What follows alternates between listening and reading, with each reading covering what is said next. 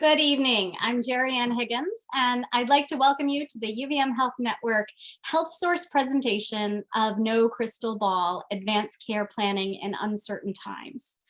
Healthsource is a free educational program that offers classes on a wide variety of health and well-being topics, led by our UVM Health Network experts. Tonight, we're joined by experts Crystal Giglio and Cindy Bruzzese.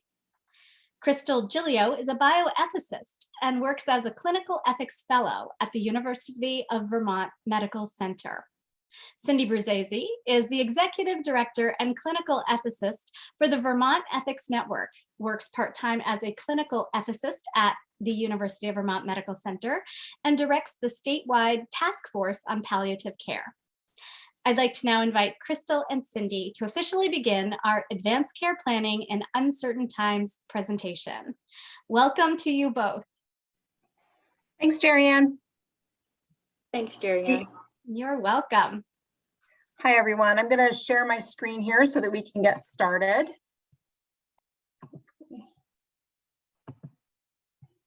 Great. Hopefully that works for everyone.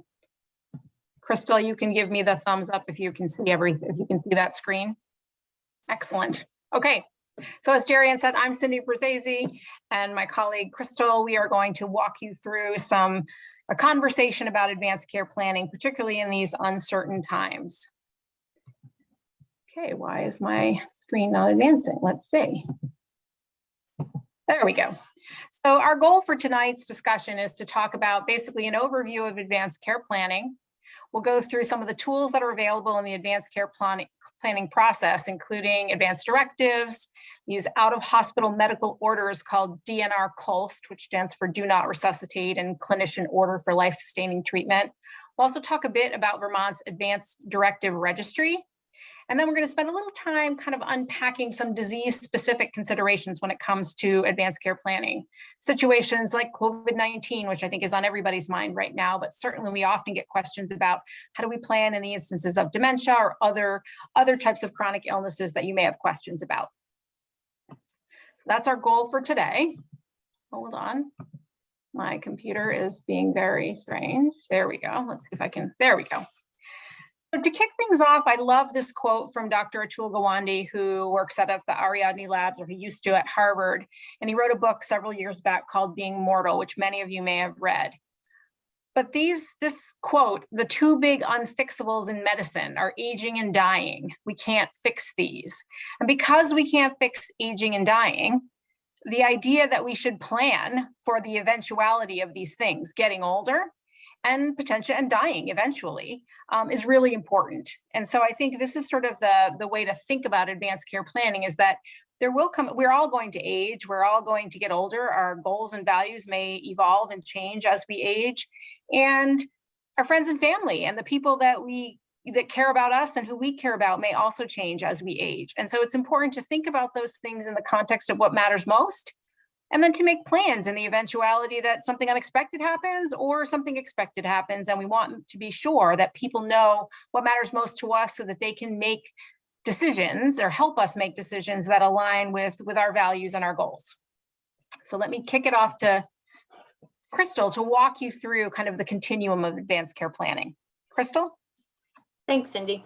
With advanced care planning, first of all, the definition of advanced care planning, or like a quick little overview, it's a process that is to help a person in advance of having an injury or any kind of like serious illness or catastrophic event. And it's to think about and plan for your future medical decisions that will be for a time when you're unable to speak for yourself. So one of the most important things that you can do is to name a healthcare agent. If you become sick, and you're too sick to make your own healthcare decisions, and you haven't planned anything ahead for your medical care, the physician or the hospital emergency room, they're going to need to consult with your family or close friends to learn more about what you would or would not want to do in certain situations. So the best way to guarantee that like the things that you want to have done and your wishes are known and to make sure that they're honored is to talk to your family and close friends in advance, and even with your healthcare providers, and let them know what your goals and preferences are for your care and your treatment, and to document them. In Vermont, as far as naming a healthcare agent, it doesn't necessarily have to be a person's next of kin, like a spouse, a parent, an adult sibling, who can make the decisions for a person if they're unable to speak for themselves. In New York, on the other hand, there is an automatic hierarchy that's based on like property law. So it would be like spouse, and then they have like the oldest child and whatnot. But here in Vermont, it can be anyone. And it makes it a whole lot easier if you have actually named the healthcare agent. So the next piece of it is the advanced directive with preferences. And so with that, you are going to want to be specific in what you want or what you don't want to have done in the event that you can't speak for yourself. If your wishes change, you can always change your advanced directive documents. And I know that sometimes I think, well, Cindy, you could probably attest to this, that sometimes they're a little bit vague as opposed to not. And so there are times when they're in advanced directive may say something like, I do not want to have resuscitation. I do not want to have intubation.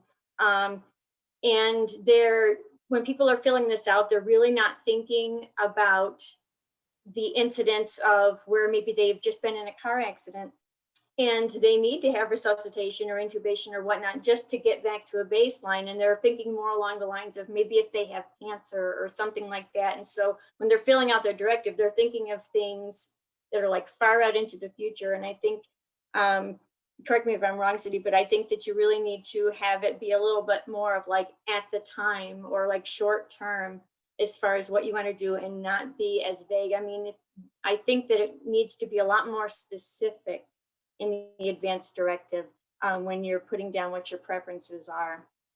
Yeah, I think you're right, Crystal. I think, the thing about advanced care planning is just like the title of this talk explains, is there is no crystal ball. So it's really difficult for me at my age to predict what will be important to me, what I would want or not want, and even what the likelihood is that I'll be able to recover from whatever ails me in that moment, given the rate at which our medical technology is advancing. So it's really hard, I think, to think so far into the future because there's just too many unknowns. And so a good rule of thumb is, call them like a decade birthday. Like we should revisit these documents. And that's why I think this slide represents that it's a continuum. We know that at a certain point, we're all healthy, and then maybe we develop an illness, maybe it's short-term, maybe it's chronic, but we continue to go on this life trajectory with some bumps along the way, most likely. And as we hit bumps in the road, it gives us an idea of things that we think are okay to do again, and maybe things we'd rather avoid. And the same thing is, as we're experiencing that, we want to have ongoing conversations with the people around us and with our healthcare providers, because as we begin to form more opinions about things that we would or wouldn't find acceptable, we need to modify and update our documents accordingly. I think the other thing that I always think about with advanced care planning, and perhaps it's a misstep with the very first cases of advanced care planning back in the 70s and early 80s, had to do with end of life. But in reality, advanced care planning is appropriate for anyone who's 18 years of age or older and who is their own decision maker. And as Crystal said, it's not automatically your next of kin in Vermont that gets to make your decisions if you can't make decisions for yourself. In New York, they have a very clear prescriptive hierarchy for how exactly decisions will be made. In Vermont, we have no such thing. And so it's not automatic that your next of kin is going to be called upon. And it's not that we don't look to those people, we definitely do. The challenge comes is when all those people start saying different things. Then it becomes very unclear as to what the path is that we should be on in terms of how do we provide care, the kind of care that you want based on what is important to you. Because that's really what advanced care planning is all about. It's making sure that the care and treatment that gets provided aligns with what you want to have provided. And I think that's the key. And there's no way to know that if you're not able to tell the healthcare providers directly. And so as Crystal was saying, picking a decision maker is probably the most important first step that everyone can do, particularly in Vermont, since we don't have an automatic default, is to name somebody in advance and then to begin to think about what's important. And as we talk about the tools, which Crystal will get to next, shortly, we can think about what's the right tool to accomplish the goal you want to accomplish now, keeping in mind that we know you're going to update these documents, so you shouldn't feel the need to contemplate everything right at the outset. And I can certainly share that with my own kids when they were, well, I guess they were 19 and 21 when they did their advanced directives, despite my attempts to get them all done at 18, that didn't really work well.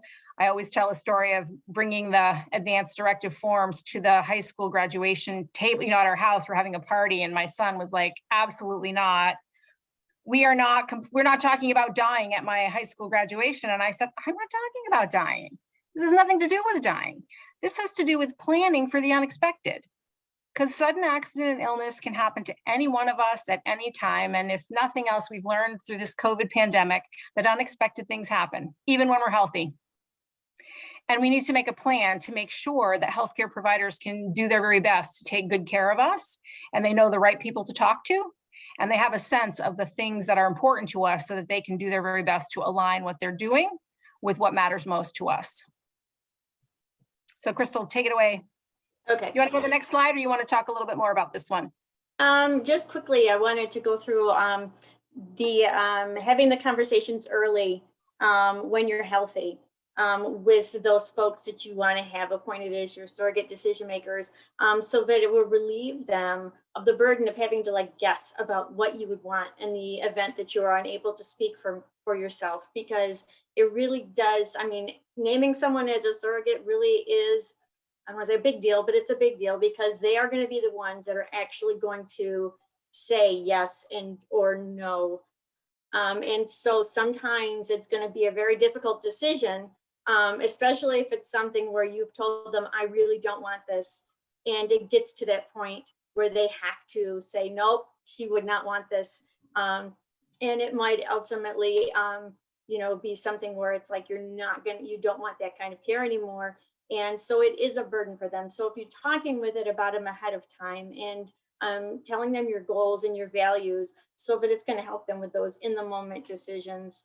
And you'll be able to still maintain some control over your health, your healthcare as much as possible, even though you may not be able to speak for yourself. They're going to speak on your behalf. And so you are still having the control over your healthcare decisions. Yeah, I would say, Crystal, I totally agree. And I would say that the naming of a healthcare agent is tricky, I think, sometimes, because a lot of times we think, and I know my parents, they even said, well, we'll definitely pick the oldest because they're the oldest. And so, in my situation, at the time, my sister was someone who got very stressed out when she went into the hospital. And yet the middle child, which I am, works in healthcare.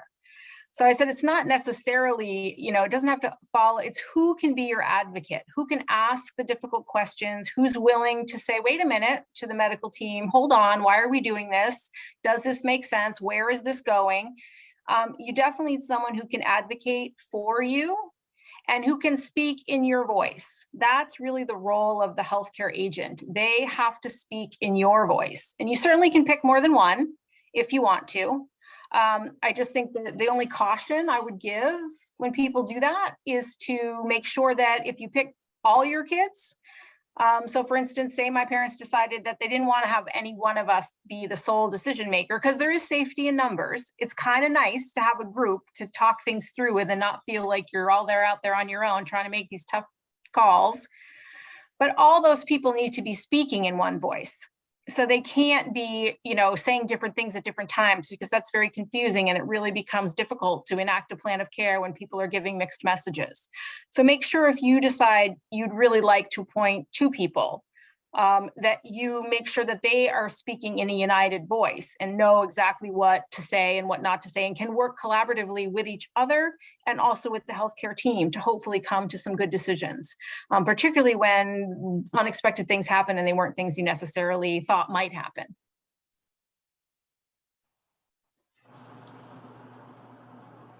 You want to move this slide? Yes, I think we can go to the next one. Okay, just some key takeaways for advanced care planning. Just some things you really want to make sure that you take home with you is when you're designating your healthcare agent, choose someone who can be an advocate for you, someone that is going to be brave enough and strong enough to make the decisions that you would want them to make, regardless of how they may feel about it or how they would like to see your outcome. It has to be about who can advocate for you and what you truly want. Again, it may or may not be a family member. Also does not need to live in the same state, but they do need to be accessible so that, you know, the physicians and the team can reach out and talk to them, excuse me, and in the event that they need to make some serious decisions for you. And then also when completing the advance directive, make sure that you provide detailed information about your healthcare goals.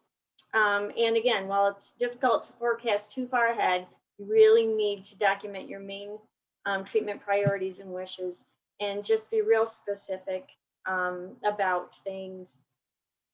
I think that's okay. Just, did we want to see if anybody had any questions at this time? Anybody have any questions about the process? You can type them into the Q&A. I know we have someone monitoring that for us. We don't have any questions right now. Okay. Well, we will forge ahead, and if something pops up, please don't hesitate to type something into the Q&A, and we'll be sure to answer it as those questions roll in. Whoops, sorry, my screen went a little. Okay. There's a variety of tools. Oh, go ahead, Crystal. Oh, no, you can go ahead. That's fine. No, take it over. Okay, so there are some tools in the advanced care planning process. And again, first and foremost, and probably the easiest one, is the appointment of a healthcare agent form. And that one I think is really the most important, is to just name somebody that can speak for you and make sure that they're aware of your goals and wishes.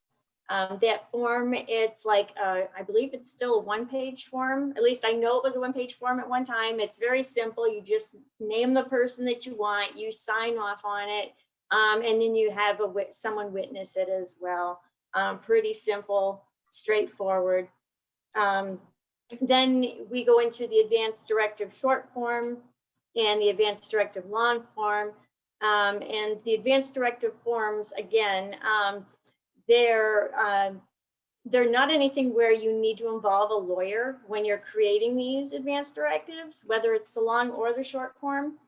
In Vermont, they only need to be witnessed by 2 adults, and they don't need to be notarized. So it's easy to create them. It's easy to change them. And as far as the DNR cold order, you do need, I think for the cold order, you do need to have a physician sign off on that. And the DNR is also about, like, if you wanted to do not resuscitate, or there's also the DNI, which is do not intubate. And Vermont Advanced Directive Registry. That's really important, and it's an important place that all of your documents should go. It is part of the national, the U.S. Living Will Registry. It's a secure database, and you would want to have your advanced directive forms there. Also, your healthcare agent forms would be good to have them there so that they can be accessed by all the different authorized healthcare facilities and providers. So if there's any questions that come up, any of the authorized facilities and physicians are able to access those and get information on what it is you do or do not want as you designated on your forms. Or who your person may be. Excuse me, Crystal. We do have a couple of questions that have trickled in. Great. Yep. The first one is, what are some concrete examples of healthcare goals? Sure. So, wait, Crystal, you want to take that? You want me to take that? Sure, go ahead. You know, it's interesting. I just had a conversation recently with my mom because she had been in the hospital. And so it was, and we realized her document was 11 years old, and it was time to do some, you know, rethinking. And she'd had a recent hospitalization, which is always a good time. And we talked a little bit about how that experience was. And she's now visually impaired. And so, it's a very different experience when you've been a sighted person for 75 years. And in the last 5 years, you've lost your vision. And she said it was very disorienting for her to be in the hospital, not knowing like where she was and not being able to see people coming in and out of her room. And so one of the goals that she identified was that she would like to avoid a prolonged hospital stay. It was one thing to be in there for 2 days to have something treated, but one goal that she has is not to be in the hospital for a long period of time. It was very, very disorienting. And I think when we talk about disease-specific considerations, one of the things to think about for people, particularly people that may have a dementia or dementia-related disease, that sort of strangers and being not in a setting that they're familiar with can cause agitation. So that's one example of a concrete goal, is she'd like to avoid prolonged hospitalization. Another concrete goal I think that she identified is she's a person who's actually very healthy, takes very few medications, doesn't really see any specialists. And she said she doesn't really want to be medicalized. She doesn't want to be in a situation where she's having to go to appointment after appointment after appointment and taking a lot of medications, but not being able to see. It becomes very difficult and challenging. Her priority is her independence. So again, she's starting to sort of hone in on the things that are most important to her: staying in her home, being independent, not spending all of her time making hospital visits or doctor's appointments that chew up her day. And so these are some goals that she's starting to identify after having had a recent experience in the hospital that will help us as the people who are going to be called upon to make decisions if she's unable. Keep in mind, advanced care planning agents, healthcare agents, don't make decisions for someone when they're perfectly capable of making decisions for themselves. We're only looking to these people and to these documents when the person can't make decisions. So for myself and my siblings, knowing that she's identified some parameters around what would and wouldn't be acceptable, and that some of her top priorities are being independent, staying in her own home, not having her life kind of consumed by medical appointments and treatments and such. Those are some examples of some goals that she's identified that are important to her at this phase in her life. Is that helpful? Hopefully. Jerry Ann, do we have a couple more questions? We do. We've got a few of them that trickled in here. So one is a Massachusetts DNI valid in Vermont? Yes. So I want to make sure, and we're going to talk a little bit more about the tools. So an expression on an advance directive form that says, I don't want to have CPR, is not the same as having a DNR order. So I think as we have up here on the slide, we've got the first three bullets there: agent form, short form, long form. Those are advance directives. The DNR COLST order is a medical order. And as Crystal indicated, you need a physician, or in Vermont, you need a clinician, nurse practitioner, PA, or physician to sign those orders. We in Vermont honor out-of-state documents, be they advance directives or medical orders. So for Massachusetts, they have a MOLST form, which is, we call it COLST, Clinician Order for Life-Sustaining Treatment. MOLST is a medical order for life-sustaining treatment, and that's what Massachusetts uses, and we will honor any out-of-state form. New York also uses a MOLST. New Hampshire uses a POLST, Physician Order for Life-Sustaining Treatment. And in Vermont statutes, we have expressly stated that we will honor any other OLST type form, as long as we have no reason to think that it's invalid. So we will honor those documents from other states. Okay, and would this form be applicable outside of Vermont? Which form? I mean, our COLST form or our advanced directive? Yes. Yeah, so all states have their own set of laws that surround advanced care planning and these types of documents. There's very good reciprocity with advanced directive documents across state borders, and certainly in the Northeast. I think all of the Northeast states have reciprocity sort of written into their statutes.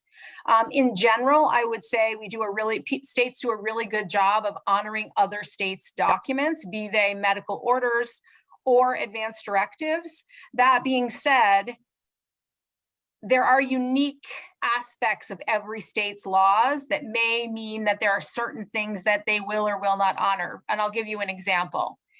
On the Vermont short form, which is the second bullet there, as Crystal said, the agent form is just a 2-page, a single sheet of paper, 2-sided, where you just name your decision maker and that's it.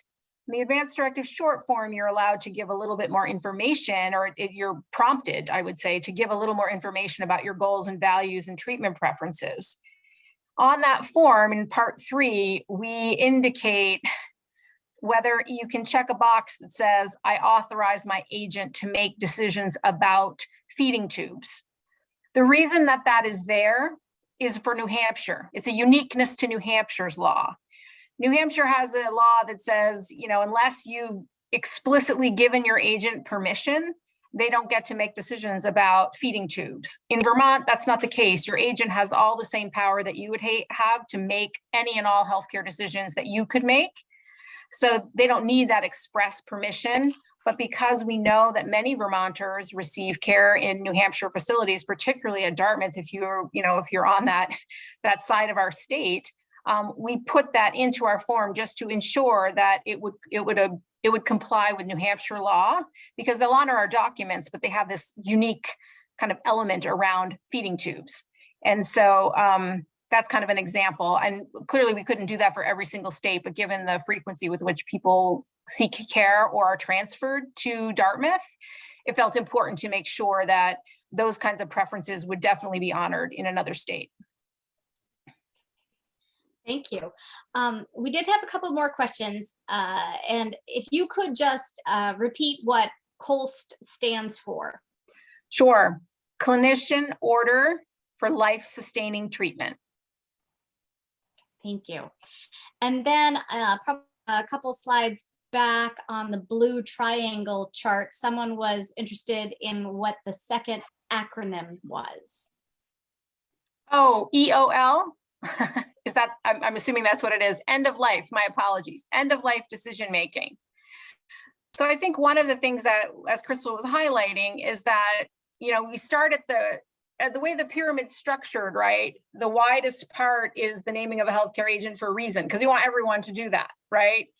Right at the age of 18, in my perfect little world, which I know doesn't exist, but everybody, when they graduate from high school and they turn 18 and they transfer from their pediatric provider to their adult family medicine doc, they would be naming a healthcare agent. And then as they age, we start to get a little bit more specific about our goals and values, and depending upon what you want to communicate and how many opinions you have, I can use myself an example. I have a lot of opinions, as you might have gathered. And so my document, I picked a form that gives me space to communicate a lot more. My husband, on the other hand, is like, he named his agent and gave some general information very quick. He didn't need a big form, so he just used the form that would help him communicate what he wanted to. But then as we get to the end, because one of the things I think that I'm becoming aware of as I do this work is that there is an inevitability about dying. Like eventually we all get there. And so that end of life decision making is really about when we're there and dying or death is inevitable, what matters most then?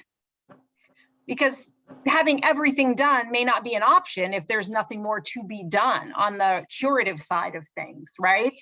So what matters most then when we're at end of life or approaching end of life? What does the medical team need to know about you as a person to make sure that the kind of care that's being provided and the treatments that are being offered are what you want to have being done? And what are the things that we should be avoiding? What's most important then?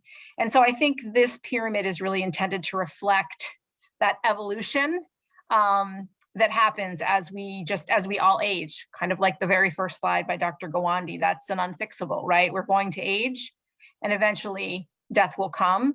And that end of life, EOL, is for end of life. But I needed to do something to make it squish into the space. One other thing that with the end of life decision making that I think is important, like I had mentioned a little bit earlier, was naming that healthcare agent and letting them know what you do and don't want, because it takes that burden off of them. It's especially important at that point when it comes to end of life decision making, because that is a real tough choice, or something that they're going to have to be able to express if you don't have it in your advanced care directives with your preferences and what have you. And maybe you've just had that discussion with your healthcare agent and let them know. It's going to be more difficult, I think, because sometimes it's so hard to take the feelings out of it all when you get to the end of life decision making piece. And so having those kinds of things written down on your forms will make it so much easier for the person that is your person and speaking for you, because it's already written and documented down on paper, but that's what you chose and that's what you wanted. And it just takes like a big lift off the shoulders of the people that are there for you, and are probably at that point they're going to be needing to grieve and accept the fact that you're at end of life. And so I just think that that's a real big thing to remember, is to ease the burden of those folks that are going to be speaking for you. Great, thank you. Thank you both. We did have a couple more specific questions, and then another one that we can certainly hold and answer a little toward the end, which is a little more general. But the more specific ones were, if there's a conflict between my agent's decision and my advance directive, which will be followed? Oh, that's a great question. So here's the thing. It's interesting because I get this question from healthcare providers too. I don't know, Crystal, if you've gotten it from, I've gotten it from some docs that I work with, which is which do we listen to, the document or the person, right? Because both in Vermont are legally binding. They both have power, and healthcare providers have obligations. And my answer is, well, we're going to have to ask a few more questions. There's a saying in our line of work that good ethics starts with good facts. And so we're going to need to do a little digging, because if we've got a healthcare agent that's saying one thing that appears to contradict what the person put in their document, I want to know why that is. Is it that the agent has new information because they had a conversation and the person hadn't had a chance to update their document yet? Or they lost the capacity to change their document because they lost the ability to make decisions for themselves and they can't change their document now, but we've learned new information and that's really what should be guiding it? Or is it that we have an agent who didn't like what mom or dad or their partner or friend put in their advance directive, and they've decided that now that they can't make decisions for themselves, they're going to do what they want? So in the first situation I just described, we're going to try to reconcile that. And in that case, we probably would go with the expressions of the agent, because they are representing what we call in our ethics line of work something called substituted judgment, which is that person is expressing what the patient would say if they were able. Either something new has come to light, they've changed their mind, they have new information, and they didn't get a chance to update their document. In the second scenario, where the person just didn't like what they wrote and now they've got their opportunity to do it their own way, that's a problem. And we would have to help that agent understand what their obligation is, because the agent is obligated to reflect what the patient would say if they were able. And so if we've got a problem there, then we're going to need to have a conversation with that person and try to help them understand what their role is, and that we must listen to the prior statements of the person. They can't just change course because now they have the power to do it. Hopefully that helps. Crystal, do you have anything to add on that front? Nope, you actually were reading my mind, because I was thinking the exact same thing. We get these so often, same questions. Okay, I did have one more that dovetails onto this, is when you're talking about the possibility of revising forms. So this is when updating your forms, do you need to fill out the entire thing again or just cross out on the original? Yeah, you got to fill out a new form. And that's statutory, because all of these forms are legal documents in Vermont. And so like Massachusetts, the naming of the healthcare agent, which they also call a power of attorney for healthcare or a healthcare proxy, that's the legally binding document in Massachusetts, not necessarily the preferences, but in Vermont, both are. And so if you're changing anything substantive to your form, and by that I mean who's making the decisions, or what the decisions are, you need to complete a new form and have that signed and witnessed. I would say because you do need to do that, if you're just making what I would call administrative changes, like someone's address has changed, well, you don't need to update the whole form for an address change because no one's driving to the hospital to try to, or driving around town trying to find your agent. As long as the contact information is correct, that's really what they need to know. But in Vermont, in order for a document to be legal and binding, it has to be properly signed and witnessed.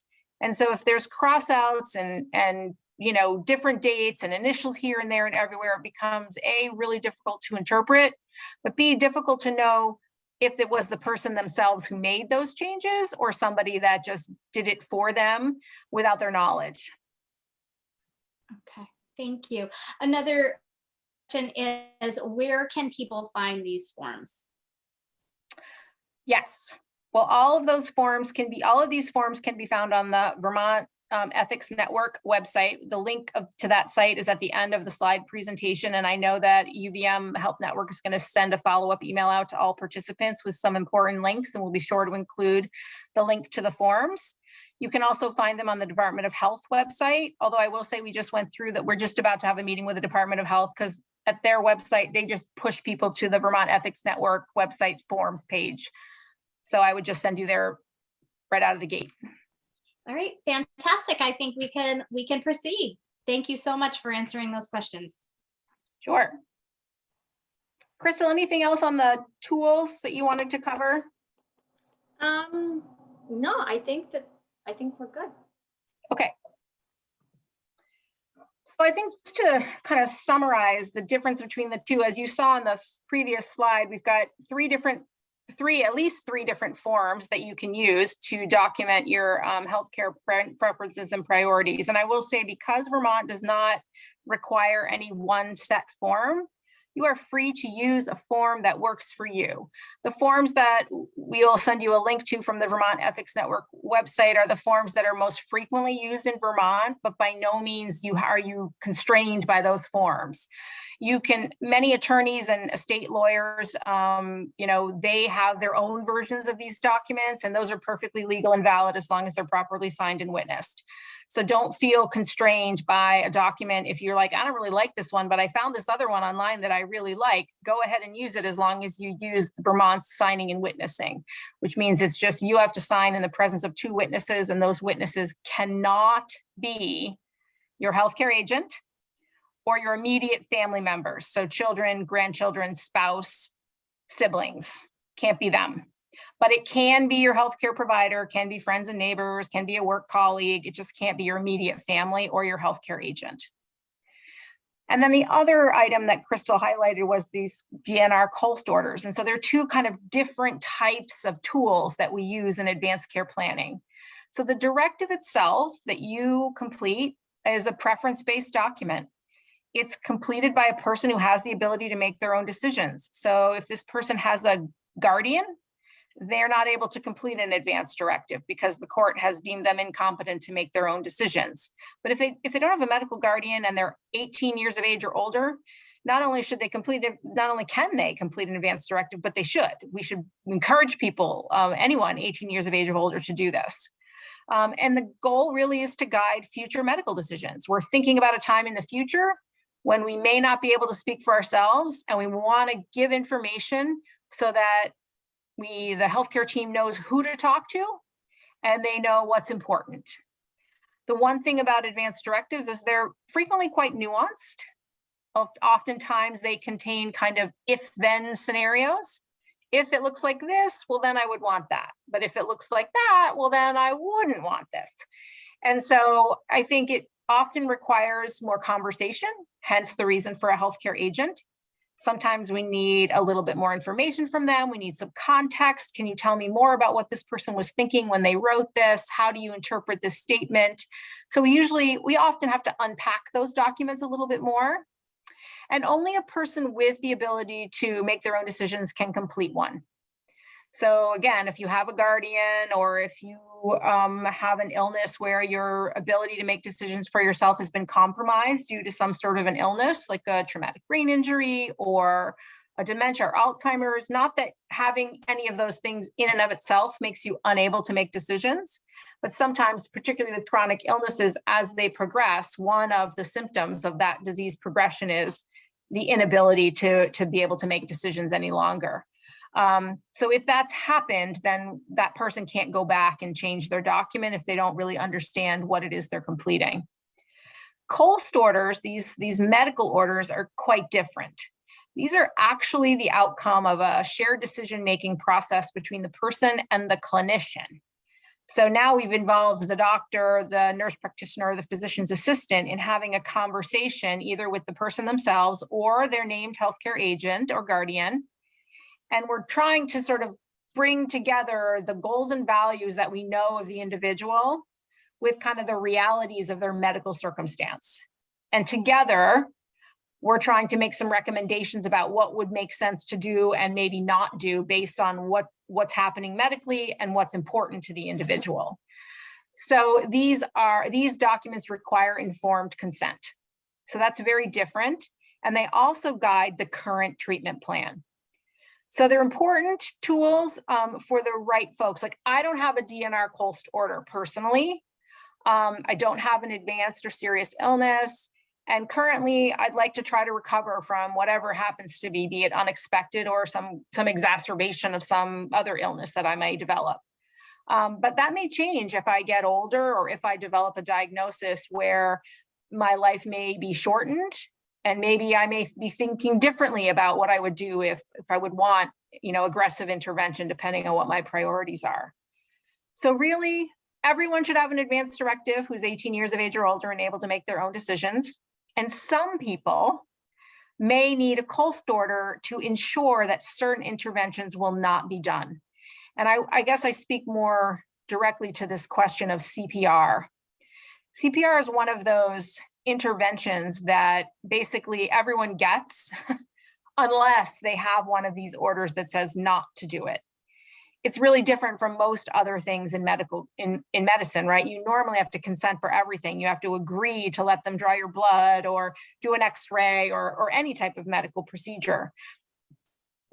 CPR, on the other hand, is one of those things where we assume everybody wants it. We assume that everyone wants to be alive. And so if something happens and your heart stops, we assume you want us to try to restart it. And so that's kind of the rule of rescue, right? That's what EMS would do if they showed up on a scene and they found somebody was non-responsive. But somebody who has one of these orders that says, do not do this, that then becomes binding on those first responders. And so that's what they're looking for when they come to someone's home. If this order exists, then they're still going to provide excellent care and treatment for the individual. But if that individual's heart stops and they die, they're not going to try to revive them using CPR. So it doesn't mean you can't go to the hospital because you have a DNR order. It doesn't mean you won't get care for your hip if you've fallen or broken something. All it means is if the person has died and they have no pulse and they're not breathing, we're not going to do an aggressive intervention to try to restart their heart. So that's kind of the difference between these two documents. Oh, Crystal, you want to add something? Oh, and there is a question too, but Crystal, please add first. Oh, no, I was good. Oh, okay. Oh, okay. Excuse me. So a question did come in, said, what are the residents' regulations to avail oneself of Vermont's right to die? So that is a question about Vermont's law on medical aid in dying. I think we refer to it often in the medical community as Act 39. That was the name of the law when it passed. That was the act that was given to the law when it passed. And I think what I'll do is I will save that question until the end, because it's kind of taking us outside of the realm of advanced care planning and really focusing us on a particular option at end of life. For people who qualify. And I can certainly talk about it when we talk about disease-specific considerations, if that's okay. Great, thank you. All right, moving on. Woo.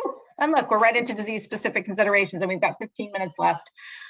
So I think when we think about specific types of illnesses and as we're aging or we develop a new chronic illness, I think when there's advanced care planning doesn't really change all that much in terms of thinking ahead, but we may start to think about some more specific kinds of questions that we want to answer.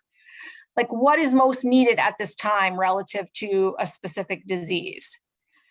Is there a likelihood that capacity will be impaired as this disease progresses? And I think this is a really important one, because with certain illnesses like Alzheimer's or dementia, people will lose the ability to make their decisions for themselves. In fact, interestingly, I attended a workshop at Dartmouth several years ago by a bioethicist who practices in Wisconsin, and he shared a slide that said something like 93% of adults will lose the capacity to make decisions at some point. Now, it may not be permanent, right? It may be temporary. We may be able to fix it, right? You may have an infection and you're delirious from a disease, from an infection. It's something we can fix. But it sounds like for the vast majority of us, there'll come a time when we won't be able to make decisions for ourselves. And so we need to make sure that we've addressed the question of what are we going to do when that happens? Who does the healthcare team, who should they be talking to? How do they get more information about this person if they can't get it directly from the person themselves? So thinking about that with specific types of diseases, is it likely that capacity is going to get impaired, or I'm not going to be able to make decisions? Okay, we got to have a plan for that. I need to make sure that I've completed a document and named a healthcare agent before I lose the ability to make decisions for myself. Another question to think about is, depending on the disease or illness, where and how can services and care needs be met? As an illness progresses, will this person still be able to live independently at home? Will their disease require more specialized services that might necessitate they be moved to an assisted or long-term care or skilled nursing facility? Do we have a plan for that? Have we thought about that? And is that an option that this person wants to pursue? And if they don't, are there other resources that could support them in living independently longer in their own home? So how do we start to think about these things before they actually happen? Is the person's condition life-limiting? I can use my mother as an example here. She's visually impaired, but that's not a life-limiting condition. But it does affect how services are being provided and what she's able to do in her own home. So thinking about it in terms of those kinds of things is really important. And what kinds of services do we need to learn more about and try to bring into the home, versus are there times where staying at home maybe isn't really going to be a possibility, and have we made a plan for that? And what's going to be necessary as the disease nears its end stage? And this is a really interesting one to think about, because most illnesses will reach an end stage. And, it's funny, I worked with a palliative care physician for years who said recently, the interesting thing is that she's finally learning that some diseases don't lend themselves all that well to dying at home on hospice. And she's a staunch advocate, fierce advocate for home health and hospice, and as hospice medical director, been one for many, many years. But yet some illnesses, because of the symptoms, it becomes really challenging for the family to be able to manage that at home. And so one of the things she started recommending is, as you fill out an advance directive and you think about, is it okay if your family can't manage it at home, for you to be in a setting that's more appropriate for making sure that you're comfortable? Because a lot of family members who feel burdened by the fact that they couldn't keep their loved one at home for whatever reason. And often it's because the illness itself just didn't lend itself well to being at home, because the symptoms were too complicated to manage, and they needed more expertise to do it well and make sure the person was comfortable.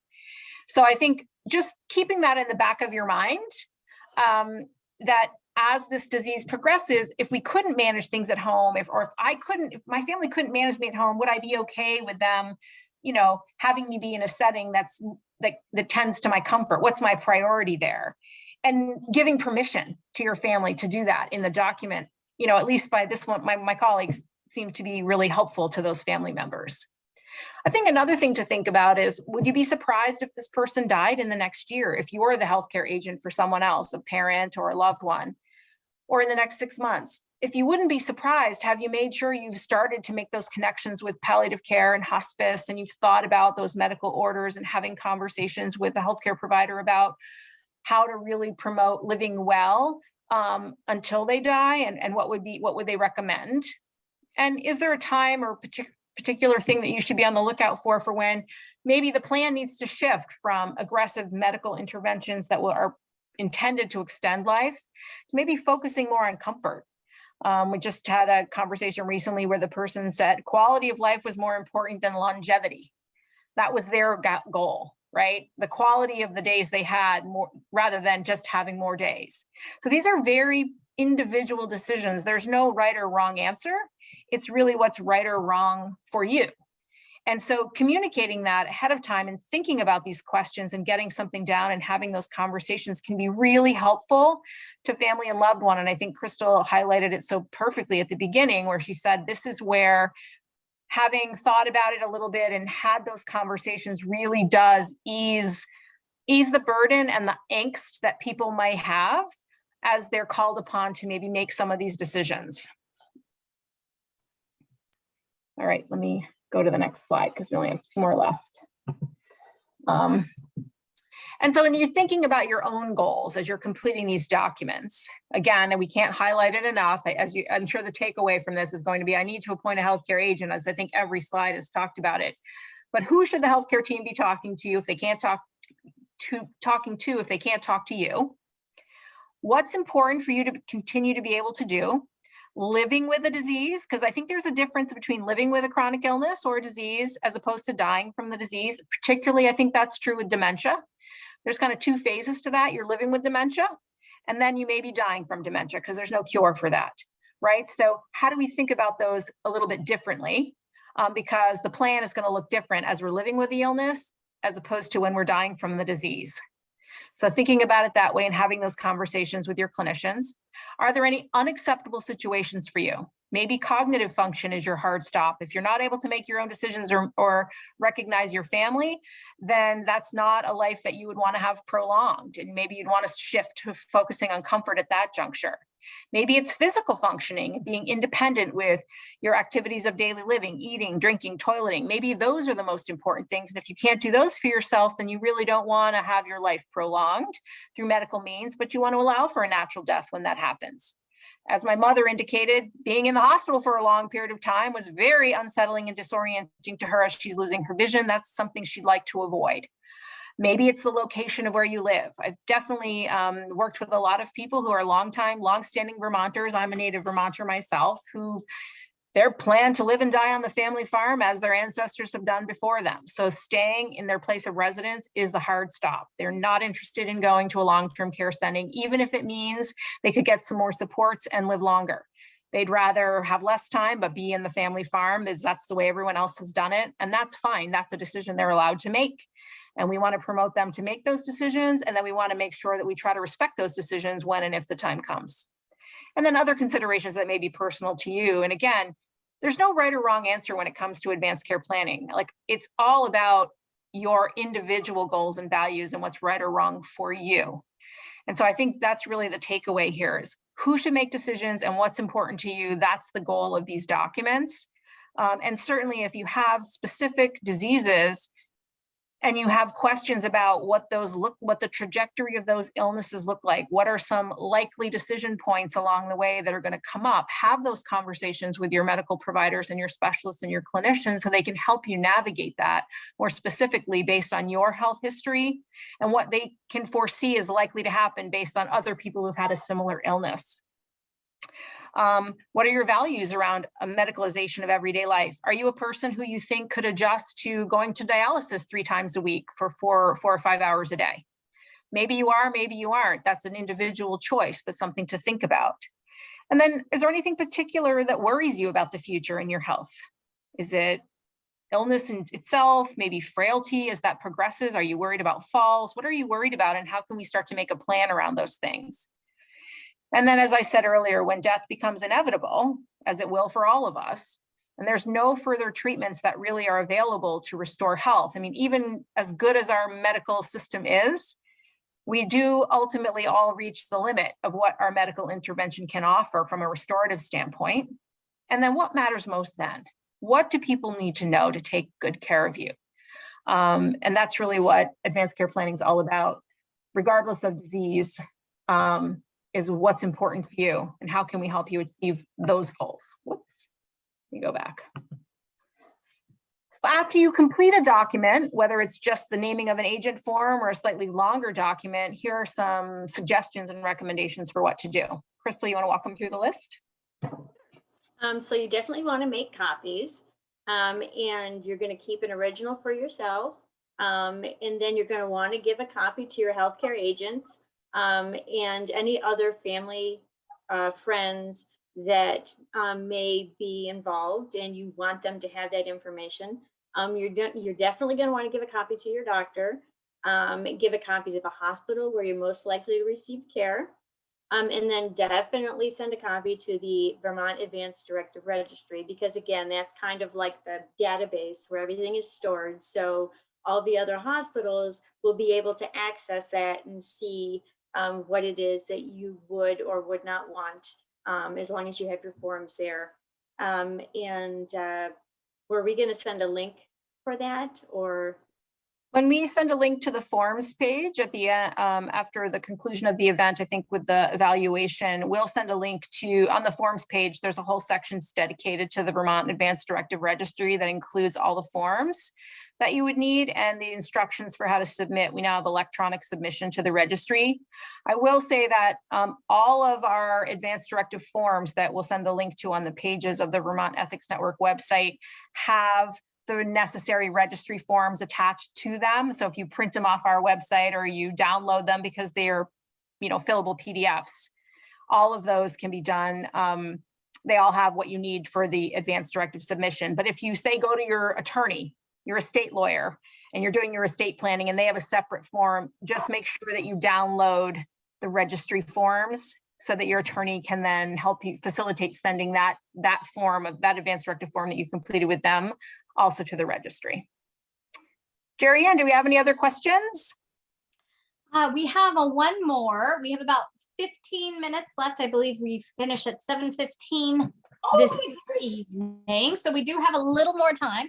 Oh, good. I want to talk about medical aid in dying too. So just make sure we get back to that. Okay, this one question was, should we have these forms on our refrigerator so rescue people can find them? So the answer to that question is yes. If you have a DNR COLST order, definitely have that on the fridge or in the fridge, depending on certain counties. And you can ask your local EMS squad where they look for documents. I know in the Williston, Richmond area, they were really promoting something called a vial for life, a VIAL, vial for life. It's like a tube. And they recommend you put your important documents in there and keep it inside your fridge. In Washington and Orange County, they do not like vials for life because they say they always fall down behind the beer. I don't know what that's about, but that's what they told me. But they like something called a file for life, which is basically a magnet that sticks on the front of your refrigerator, and you can put the, it's like a pocket kind of magnet, and you can put the important papers there. But I do know that for DNR orders, that's what they're looking for. They're not looking for basic advanced directive documents, although you can certainly keep them there and they can bring them to the hospital because the hospital certainly is definitely wants to see those documents. But EMS, as you know, this is like they're all about speed, right? It's an emergency. That's why we've called them. And so time matters for them. They don't have time to parse out the nuances of an advanced directive. That's why they're looking for that DNR COLST order, because that basically says do it or don't do it. And that's what they're looking for. So definitely keep those. If you have those orders, keep them on the fridge or in the fridge. Okay, great. Thank you. Why don't you go ahead and address what you are going to address? And then if any other questions come in, I can let you know. Sure. So I think the question that we had previously had to do with, I think the right to die or death with dignity, which is Vermont's, that's the law that they use. Death with dignity is the phrase that was coined in Oregon, which was the first state to pass a law. Vermont, I believe we were the 5th state to legalize medical aid in dying, which is basically allows a person who has a terminal diagnosis to seek a lethal prescription intended for the purpose of hastening their own death. So that is what our law allows for. So the law is really written through the lens of what a physician needs to do in order to be immune from civil, criminal, or professional liability for writing a prescription that intentionally will end someone's life. As you can imagine, generally that's not what we are trying to do. We're trying to make sure when we write prescriptions that we're looking out for drug interactions and dosages that would do that, by mistake. But in this instance, people are seeking a medication for the purpose of hastening their own death. And so in order for a physician to do that, clearly the patient has to meet certain qualifying criteria. In Vermont, the patient has to be an adult. So this is not something that would be available to children. It's only available to adults. They have to have a terminal diagnosis with a prognosis of 6 months or less. So two clinicians actually have to certify that this person has a terminal illness with a prognosis of 6 months or less. They have to be a Vermont resident. Vermont does not define residency anywhere in the statute, but they do provide some examples on the Department of Health website and also on our website at the Ethics Network of how a person could demonstrate that they are in fact a resident. So things like a tax form, a driver's license, that you've paid taxes in Vermont, or you're living here and paying rent, those kinds of things. But it's not an exhaustive list. It's just an example of some ways in which a person could demonstrate to the physician that they are in fact a Vermont resident. They have to have the ability to self-administer the medication. So this is not something that a person injects you, right? You have to be able to self-administer the medication, and you have to be capable of making an informed and voluntary choice. So those are kind of the broad criteria for who would qualify to request a prescription. Now, all participation in Vermont's law is voluntary, which means that no one is obligated to ask for one of these prescriptions. And likewise, no physician is obligated to write these prescriptions, nor is the pharmacy obligated to fill these prescriptions. So you can see that it's all voluntary on all fronts. And so I'd say what I've learned, we've had this law in effect since May of 2013. In this January, we should be getting a report from the Department of Health with a summary overview of some of the data that they've collected. They're reporting on the data in Vermont every 2 years. As you can imagine, we're a very small state. And so we're reporting every 2 years, and we're only reporting data such that you would not be able to identify people for HIPAA, privacy reasons. So I'm trying to think, Jerry Ann, what other aspects of Vermont's law was the question pertaining to? Did I cover it? I believe you did, yes. Okay. I think we're good. One thing to mention though, is that the requesting for the Act 39 is something that is independent of advance directives. So you cannot put or specify in your advance directive, if I get to a point where I'm blah, I want to initiate Act 39, physician aid in dying. This is something that is totally separate from advanced care planning and different documentation. And I believe you have to have a couple of physicians sign off on it, and you have to be able to request it yourself. You have to be able to request it and administer it. Right. And I think that's important, only that you can't delegate the process to your healthcare agent. So in Vermont, your healthcare agent has all the same abilities that you would have to make healthcare decisions, except that because of the way, and Vermont's law is not unique, it's like this in every state. It just means that you have to be able, as the person requesting the prescription, you have to be able to go through the process and make an informed and voluntary choice. You can't delegate it to someone else to do on your behalf. So you can imagine it's an option, it's an end-of-life option in Vermont. So you certainly, if this is something that you're interested in learning more about, or you think this is an option that you would likely want to pursue if you were in that situation, definitely have a conversation with your healthcare provider and see if they're open to writing this prescription, because not every healthcare provider is. And so you want to be able to have that conversation in advance, certainly if this is something that's important to you in terms of your end-of-life care planning. And there is no list. I guess that's the only other thing. I'm trying to think of the questions I get at the Ethics Network about this law, and there is no list of guaranteed prescribers. I say that's probably the most frequent question that I get is people call and say, who in this county will write a prescription for me? That's not a question I can answer because I honestly don't know, and there isn't a list of guaranteed providers. So the recommendation is always to start with your healthcare provider and begin to have those conversations.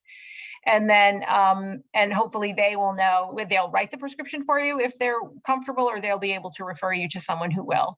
But there is no like preset list of guaranteed prescribers. I guess that's the only other question I get asked a lot about that law.